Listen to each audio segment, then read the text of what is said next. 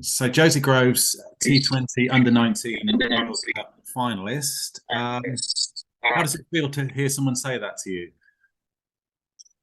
Yeah, I mean it's quite cool, isn't it? Not really something you expect to expect to hear. Well, take us back. I mean, I remember when I heard that you got selected, and it was like, oh, this is amazing. I've played with Josie, and look at her now. So, how did you feel when you were selected? Was it a shock? Yeah. I mean like we all knew it was a possibility, and obviously something that everyone wanted to be involved with, but actually like getting the phone call saying that like you're selected and everything, that was kind of crazy. It's a bit nerve-wracking as well because it was an unknown number, but like, I didn't know who it was. So I was like, and I never pick up on phone calls that I don't know. But like I knew that if I was going to be picked, it was going to be soon. So I was like, every phone call, I was like, it could be that. um, but yeah, it's crazy. It's been a great, great thing to be involved with. So it sounds like you had a slight inkling that maybe it was coming.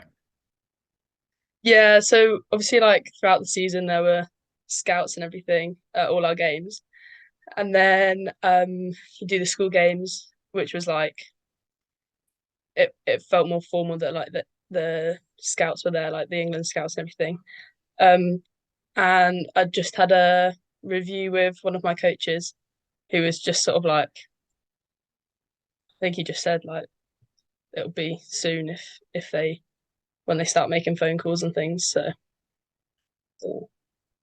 So the squad itself, did you know any of the girls beforehand, or was it a case of, oh, hello, I'm Josie, who are you? Sort of thing? um, so I knew like one of the girls quite well. I knew Maddie Ward, because we played it. When I got into Loughborough Sparks, she got in the same year. Um, and so we've been in the academy together for a couple of years. And then like you see everyone around, like you know of everyone. Um, and with the school games, that I'd played with, I think half of them at school games, so it wasn't too bad. Like I knew people well enough that it wasn't completely daunting going in with 20 new people, but it was still quite scary. And presumably, as the tournament went on, because obviously you had the warm ups in advance and stuff, and it looked like it was quite a close knit group from watching the stuff on the telly. You got a chance to get to know people really well. Yeah, it was such a good group. To be fair, like I've never been in an environment and in a group where everyone's gelled so quick. It was actually crazy, like because we had the camps. We were training like every weekend before Christmas, and that was like we just clicked so quick, and it was really nice. And then obviously you're away together for a month, so you're gonna get quite close. But yeah.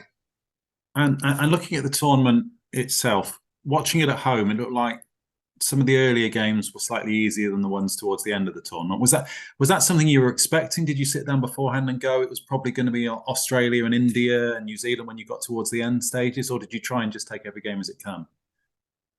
I think like going into tournaments, India are gonna be up there and they're gonna be very difficult to play against and difficult to beat. And then obviously like with the reputations of Australia's like women's team, their under 19s are likely gonna be of a good standard as well.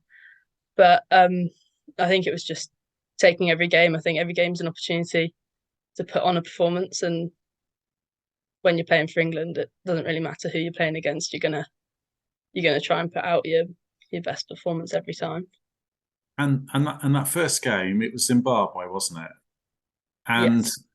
talk me through how you felt when you were told you're coming on to bowl, and then obviously I think it was second ball, you got a wicket. How was all that? Yeah, I mean that was a bit of a relief. I think you get really nervous and you want the wicket, and when you get one early, it just sort of settles you, so you're not constantly searching for one. Um, but it's crazy. I think we only sang the national anthems after the group stages, so I think like not having the national anthem beforehand was a bit weird. Like we were all sort of thinking that we would sing that and then that would get us going, but um, obviously we had the warm up games and everything, so settled nerves as well. But playing in a World Cup first game when you're coming onto bowl, it's a bit nerve-wracking. I mean, it's bad enough bowling for the fifths like I had to do last year on one occasion, but I remember watching you bowl, and obviously it was great to get that first wicket, and you looked so happy. Then you got your second, you caught and bowled, and it's like you very nonchalantly just threw the ball away. Had you sort of settled into it a bit by then? Yeah, I think like I was saying about like not searching, I was just like, I think you obviously wanna in a situation like that, you wanna put on a really good performance. So I think like I was just so getting so frustrated at myself that when it came, I was like, oh, thank God. And it was just more of a relief of like, I'm not I have to try so hard, just bowl and it'll come. And it looked like as the tournament went on, you were occasionally one of the ones that was. I think I used the phrase "rotated out of the first 11." Was that something in advance you knew was coming because you had such a strong squad? Yeah, like be completely honest, I genuinely thought I'd be running drinks the majority of the time. If you look at particularly the spinners in the side, like I think pretty much all the spinners except me were involved in the 100 last year. Like I was thinking there's no way I'm getting in this 11. And especially with Hannah Baker, the other leg spinner, like she is just class. So I thought that was always going to be a struggle to get in. But no, just so I knew the rotations were coming, and I knew we had a squad of 15 where you could put out any 11 and make a case for it being your best 11. So I never in a million years thought I'd be playing as many games as I did. So So did you and Hannah get a chance to kind of share leg spinning secrets as you went through it and learn as well? yeah, I mean like especially like more just as a spin group as a whole, just bowling together, just picking up bits and in our little discussions um prior to the games, like prepping for matches, just what are your plans, how are you going to go about it, and things like that. So it's always picking up things from other people. And as the tournament went on, we didn't at the start see as much of your batting, maybe, because obviously I think you were down at seven, maybe eight on occasions. But come the semi final, Australia, was it 40 for seven or something silly like that when you walked to the wicket? And then you got off the mark with a cover drive for four. Yeah, I was so scared going in, and it was like I think I was going in at drinks, so I was walking out with the coach because like the coach comes out drinks for a chat, so I was terrified, but it was quite nice that it wasn't like just being thrown in, just normally going into bat. I think like I do struggle quite a lot with confidence sometimes in my batting, so going in a situation like that, I was like, oh, I'm not really sure what I can do here, but she bowled me a nice half volley outside off. I could just put my hands through, which was probably the perfect ball that I wanted at that stage. Can you remember the conversation you had out in the middle about what you do at that point? Because, in any game of cricket, if you're seven down and you've only got 40 on the board, it's tough to get anything out of it, really, isn't it?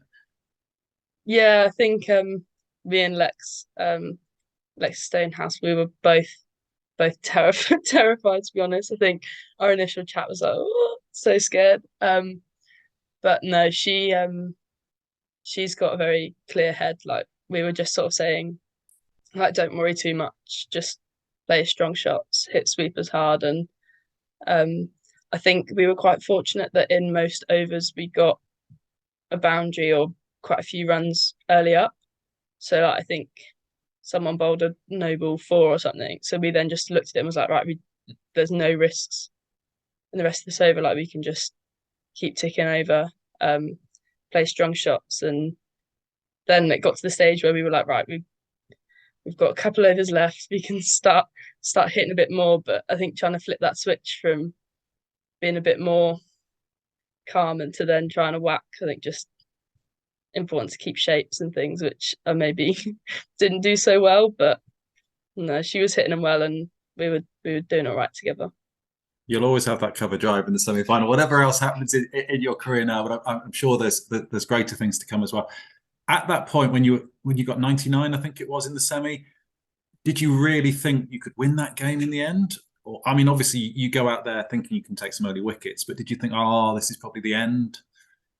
Um, I mean, like going into that innings, I did genuinely think we would win. I was saying to one of the girls, I was like, we've only conceded over 100 once, um, and with our like bowling attack and our fielding, I do genuinely believe that we will win this. I think towards the end when they only needed like 10 or something with 2 wickets left, I was like, right, this might be a little bit trickier. It might even been six. Like they needed not many with 2 wickets. So I was like, well, I was nearly in tears. I was like, no, it's not going to go well, especially when I'd bowled for loads of runs, which wasn't ideal. But um, yeah, I was a bit nervous. But then obviously Ree's run out was crucial. Like that was so good. She's such a good fielder, and to do it under that in those circumstances under that pressure was insane. But yeah, no, I did think that we had every chance to win that game. To be fair. What do you remember about that bowling spell? Because from what I can remember, I think did you bowl an over and then you came back a bit later on, and obviously you got the wicket, but you did go for those runs as well. So how did you feel at that point? Because it was a massive wicket to get, but obviously you'd gone for the runs as well. Yeah. Well, I didn't think I was bowling that that bad. It wasn't like I'm bowling half track and getting pumped. I was like, they've just it just felt like they were coming after me. So I was a bit like a bit taken aback. So obviously that hadn't really happened throughout the rest of the tournament. But um, no, like I knew she was coming at me, so I just thought like keep tossing it up, change up pace, and she might sky one, which she did, which was quite nice. And then I think I had one ball left, and I was like, just get out the over, just bowl a dot here, and then chucked it for 5 wide. So that was great. Um, but it was definitely like different bowling in those circumstances, someone coming at you. Um, I think I was chatting to my coach afterwards, and just saying like trying not to get too caught up on what the batter's doing and just focus on my processes in situations like that. Um, so it was definitely good, like to learn from. I think it was fortunate that we ended up winning, so it didn't cost us too much. But it was good to like took a lot away from that bowling spell. To be fair. I was wondering because obviously we played together quite a lot. I think in 2020 was it after COVID, and I remember you were obviously really good and you played a lot of really good cricket and better cricket since. But a lot of the time you'd come on and as a young female spinner, you got hit or targeted a lot by the opposition. So did it take you back to those days at Campbell Park a bit? Yeah, I mean, every time I get whacked, I'm like, oh, here we go, happens again. Um, but I think because I just sort of float it a bit more because my height, everyone sees it and just tries to whack. And sometimes it goes in my favor and I can take lots of wickets, but other times the batters are better and they whack it. But it's just I guess being a leg spinner, it's gonna happen, isn't it? Sometimes. But yeah. And that catch, Josie, that you took early on, was it the captain as well that you got out? I mean, that was quite a grab, wasn't it? Yeah, I don't know. I think I'd not fielded extra cover for a good while, and we were saying like I was probably only one of the people that possibly could have got that because I'm a bit taller than the other girls. But um, yeah, I don't know. It was just all got hit, jumped, and it just went straight in my hands. Like there was no, I didn't even think it was that hard of a catch just because of how well it came into my hands. So I was a bit like, well, it must have just sort of been quite simple, but no, it was nice to watch back as well. And then we get to the final against India. And how did you feel, first of all, when you were stood there singing the national anthem, for instance? Did you remember to say king instead of queen? And or were you just so nervous that you just were kind of like a lot of people do? We'd all sort of discussed beforehand. We were like, we are going to like belt this as loud as we can. And I was stood next to Sophie Smale, she's a big one for national anthems. Like she loves them. She takes great pride in them, and um she was like, "You're going to sing this as loud as you can." Um, so we were really going for it. And it was quite a good, cool moment. I think like previously it was sort of head down, get the words out. Um, but no, we were like look up, look around, take it in, and sing proud. So it was a really great moment, to be fair.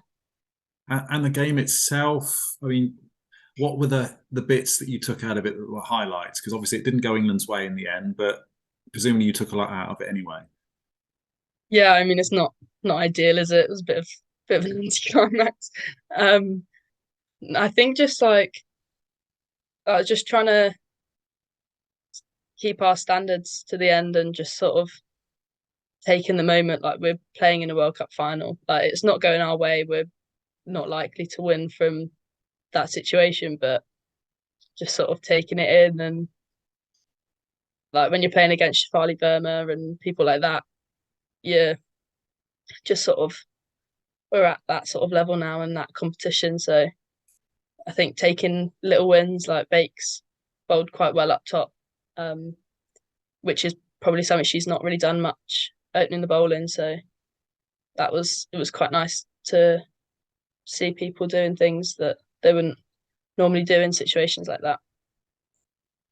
And at the end of the game, then, I mean, tell us how it goes. Does the coach sit down and do you have a conversation in the immediate afterwards, or does the coach understand that you've just played a final and you probably want a few minutes to sort of rest? And is there a post mortem the next day? How does it go? Um, well, we were obviously just sort of came off the pitch, bit deflated, all just sort of sat around. Don't know, yeah, we just sort of sat together. We obviously had the presentation afterwards, so we were sort of waiting around for that. We what did we do? We went back into the changing rooms. The England women had come down, so people were chatting with them as well.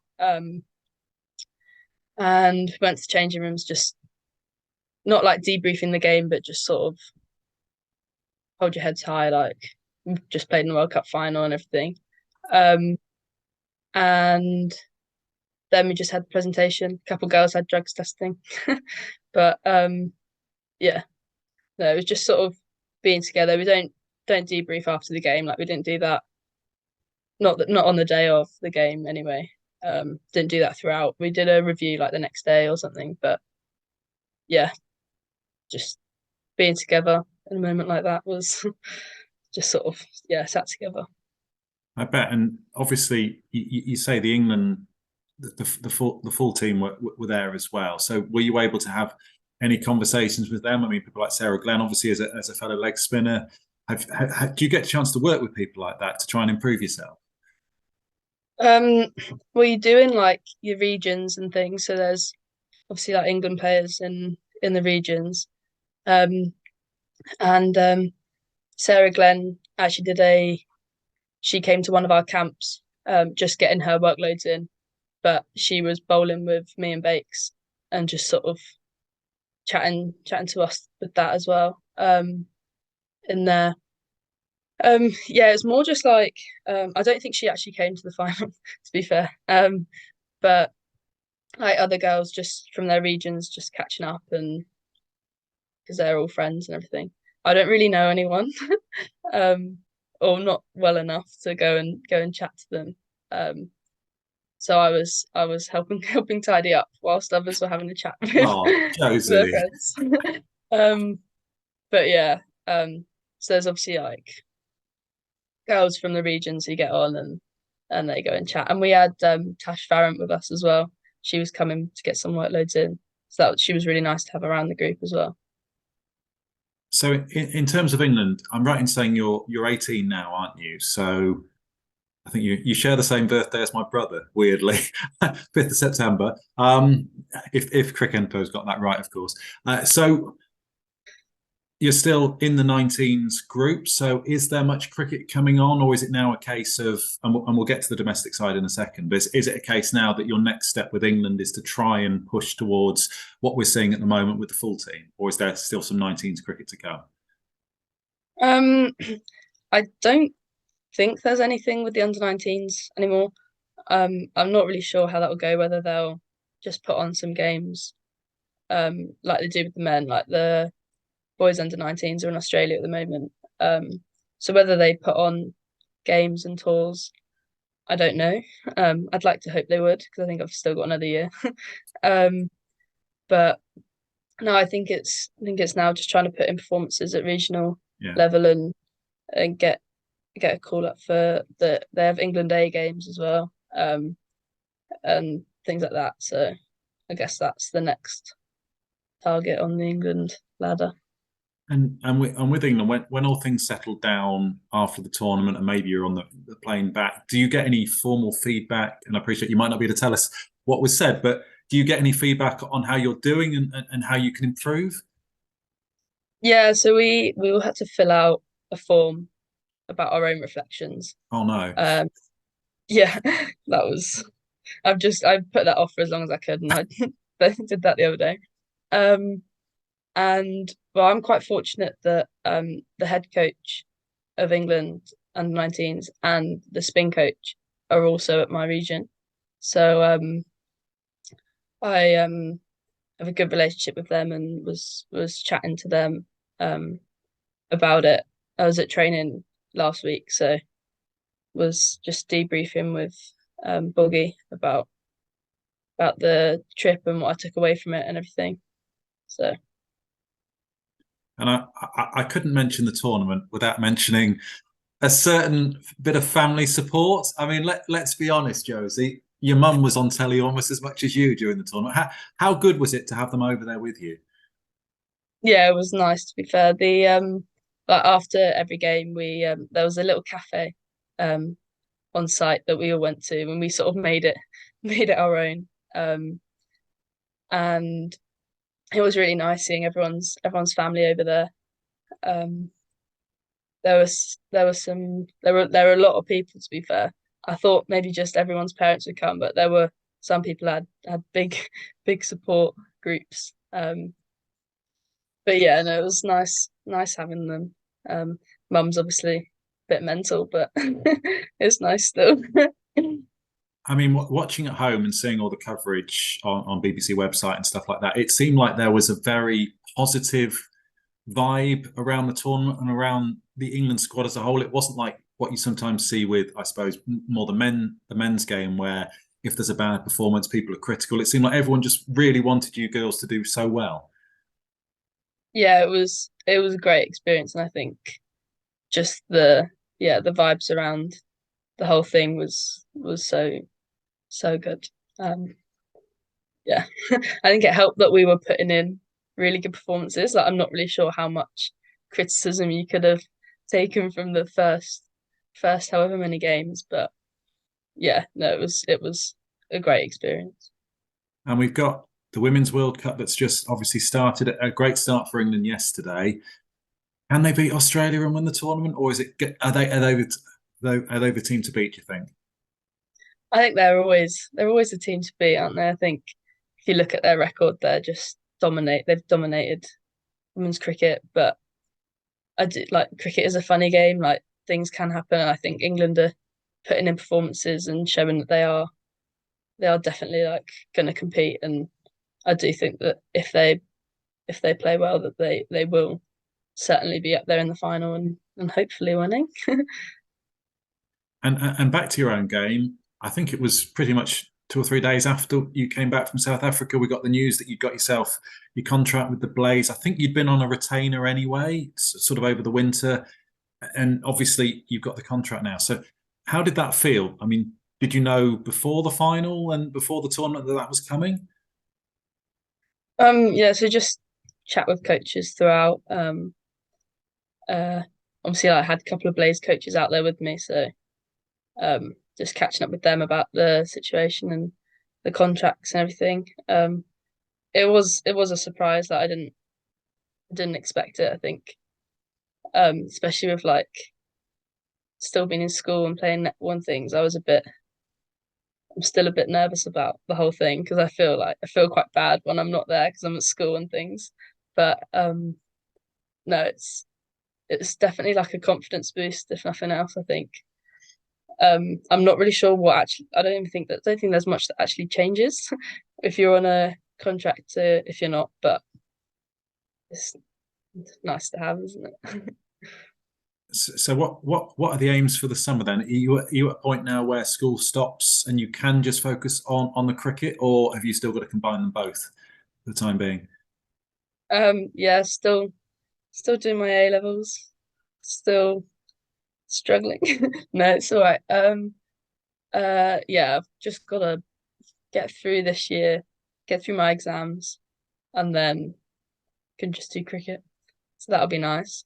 Um, I think the cricket season starts. We start a bit earlier with Blaze this year. I think there are some games in April. Um, but school have been really good. Like, I miss school for training sometimes, and they're all good with it. Um, yeah, but hopefully after this year, school will be no more, and it'll be a lot easier. And for those that don't know, it was Loughborough and then the Blaze, which I think is based at Nottingham, Trent Bridge, took over. What difference could that make to Josie Groves' game, do you think? Um, it's certainly a lot more exciting going to training when you're turning up to Trent Bridge. We were doing a running session on the outfield the other day, and I was just like, "This is so cool." Um, but it's a great place as well, and seeing the Notts men as well when they're in there, and you're just eating, and you're like, "Oh my gosh, look at all these people." It's great, and it's given like a bit of energy into the side as well. Like there's certainly a different atmosphere around the group and around training this year.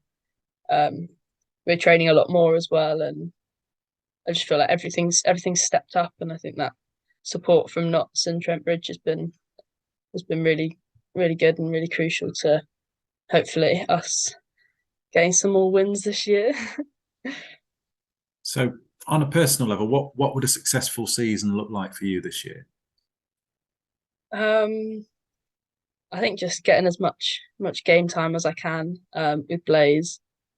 Um, obviously, like it's a strong side with some good spinners in there with Kirsty Gordon and people like that, and just want to be playing as much as I can and putting in performances when I am, and obviously would love to be in the 100 as well. Like, would love to get into one of those squads and be involved with that as well.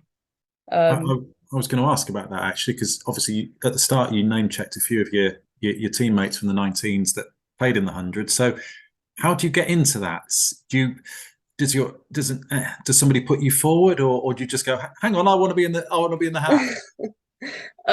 Well, there's the draft this year, which you can put your name in, and that'll fill up however many, like the top 8 spots or whatever.